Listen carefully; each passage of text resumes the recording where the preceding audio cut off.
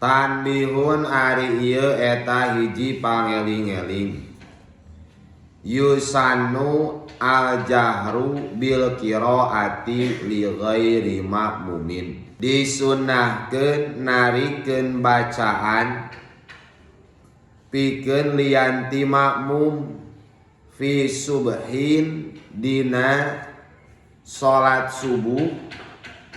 Bacaan Fatihah jeung surat sunnah ditarikeun. Wa ulayail isya'ani sareng disunnahkeun narikeun bacaan dina awal 2 rakaat isya jeung maghrib.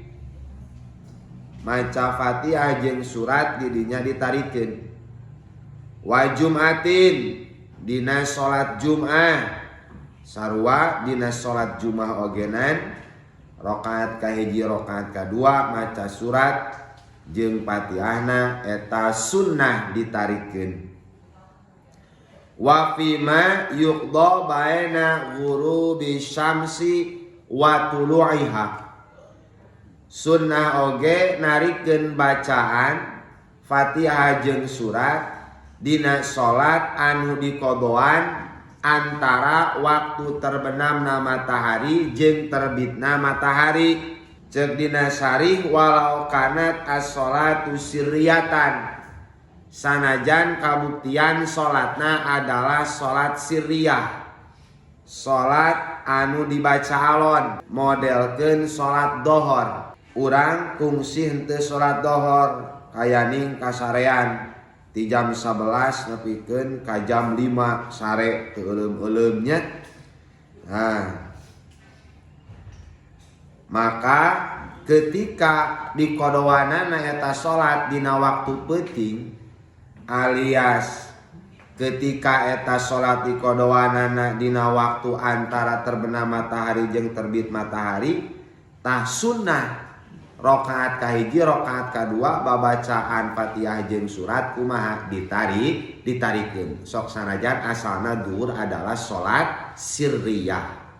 Wa amma pima yuqda ba'da tulu'i syamsi payusirru fihi.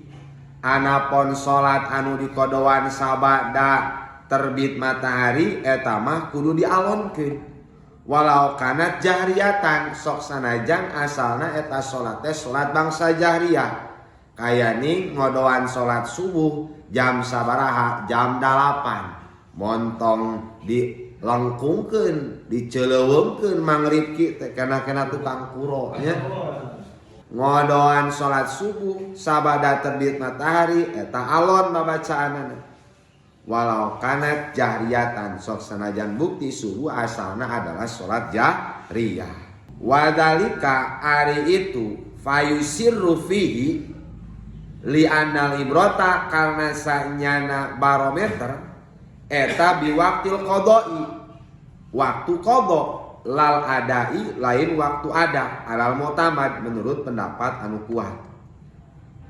Illa fi sholatil iden kecuali dina salat 2 lebaran Idul Fitri Idul Adha fa innahu yajharu biha mangka sanyana si musolli wayahna narikeun kana salat iden mutlaqon kalawan mutlak. Ngodoan salat Idul Fitri rek dikodoanana beurang rek peuting eta mah angger dijaharkeun bae secara mutlak. Amalan kana ngamalkeun bi asli anal qada'a kalawan asal sanyana qada eta yuki ngahikayatkeun ieu qada al ada kana hadi. Wali anna syar'a jeung karna sanyana syariat eta waroda datang ieu syar'a bil jahri kalawan narikeun fi hadina ieu salat al iden. Fi hadina ieu salat al iden fi mahalil israr dina tempat ngalonkeun. Fayus sahabu mangka disunahkeun ieu jahru. Jadi jang salat Idul Fitri mah tatkala dikodoan modelkeun peutingna tas takbiran teu kaburu ngalaksanakeun salat Idul Fitri dan geus salat subuh teh kasarean nya dikodoanna beurang jahar dikodoanna peuting ogenan jahar bae sunnahna.